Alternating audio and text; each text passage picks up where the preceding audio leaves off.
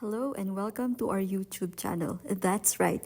So si Crafty Casa nag-decide na rin na mag-share dito sa YouTube just because mas gusto namin na mapalawak pa yung um, mga ways para makapag-share kami ng information about our experiences as new homeowners and also to share more our experiences mula sa turnover up until the renovation part, which is tapos na nga.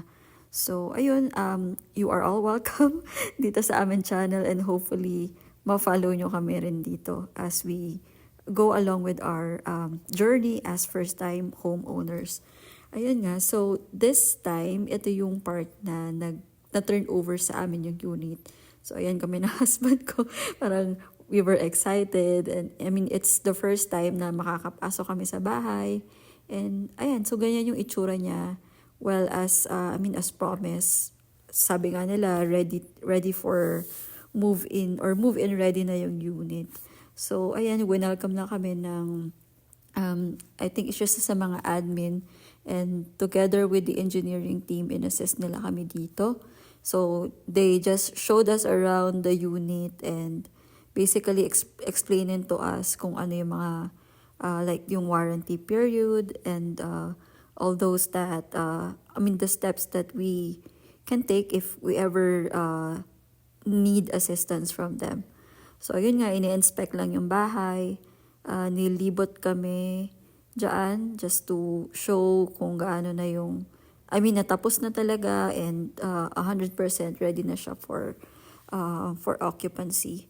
And, of course, nandyan yung bigayan ng susi, and explain kung para saan yung isa sa mga doon. Although may mga label naman, 'di ba? So, ayan yung pinapakita diyan yung provision sa second floor.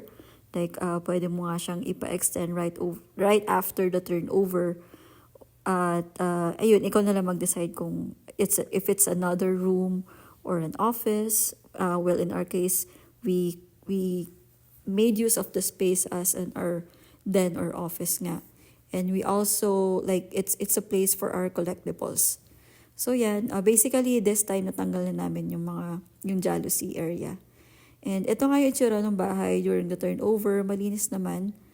And although may mga nailista na kami on that day ng mga dapat i-repair pa, like yung mga parang hindi maayos na pagkakalagay ng tubo or parang hindi sila rekta doon sa drainage.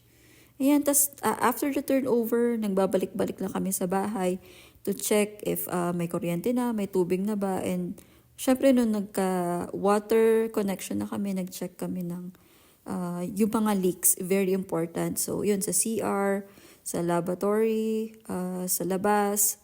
Tas etong part naman na to, yung nag-start na yung renovation namin. Well, hindi naman siya agad after the turnover. So it took us 5 months.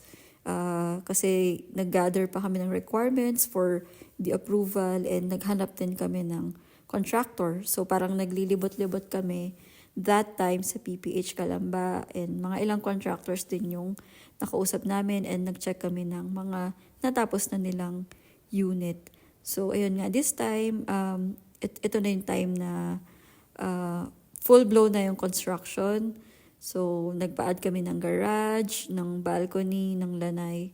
And also, yung sa baba, yung service area, ginawa namin siyang kitchen namin. And then sa taas, yun nga, may office kami and may balcony din. I think, napaka-simple lang din naman nung namin, naging renovation, no? But, syempre, gumastos din kami ng malaki dito. I'll share sa ibang video kung magkano yung naging total renovation cost. So, ito na yung medyo tapos na garage at that time.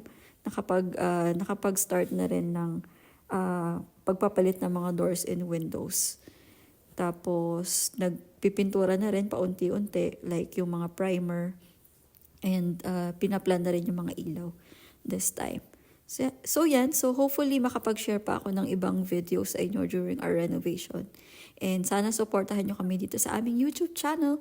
Thank you very much, guys. And again, follow nyo po kami dito sa YouTube. And see you again next time. Bye-bye.